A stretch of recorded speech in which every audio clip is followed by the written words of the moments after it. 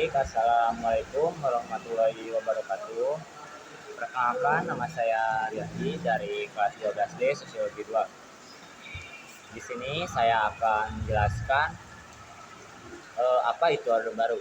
Jadi, Orde Baru adalah sebutan untuk periode pemerintahan di Indonesia di bawah kepemimpinan Presiden Soeharto yang berlangsung dari tahun 1966 hingga 1998. Periode ini dimulai setelah jatuhnya Presiden Soekarno dan berlangsung selama lebih dari 3 dekade.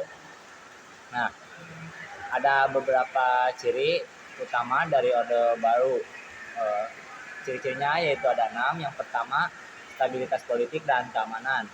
Nah, stabilitas politik dan keamanan adalah salah satu fokus utama periode baru untuk menciptakan stabilitas politik dan keamanan Indonesia setelah periode yang penuh gejolak pada masa Orde Lama.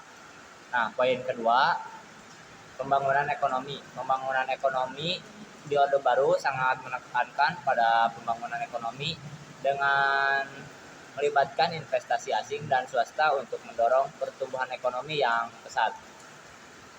Dan untuk poin yang ketiga, yaitu ada sentralisasi kekuasaan, yang dimana pemerintahan Orde Baru cenderung sentralistik dengan kekuasaan yang terpusat pada presiden dan militer, memiliki peran penting dalam pemerintahan. Yaitu dilanjut ke poin kelima, yaitu pembatasan kebebasan politik. Nah, selama periode ini terjadi pembatasan politik terhadap kebebasan politik dan kebebasan berbicara.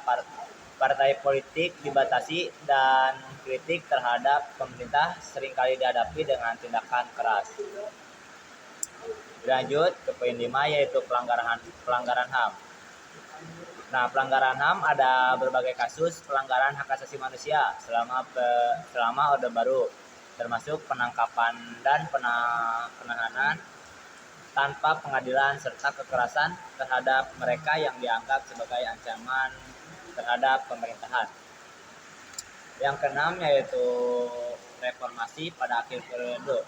Nah, Orde Baru itu berakhir pada tahun 1998 setelah krisis ekonomi Asia dan protes besar-besaran yang mengarah pada pengunduran diri Soeharto. Era reformasi kemudian dimulai dengan lebih banyak kebebasan politik dan sentralisasi kekuasaan. Nah, jadi periode baru itu memiliki dampak yang besar dan berkelanjutan terhadap politik, ekonomi, dan masyarakat Indonesia dengan berbagai pencapaian dan kontroversi yang menyertainya. Jika ada aspek khusus yang ingin kita ketahui untuk lebih lanjut, kita juga bisa memahami dengan apa itu namanya Orde Baru. Sekian dan terima kasih.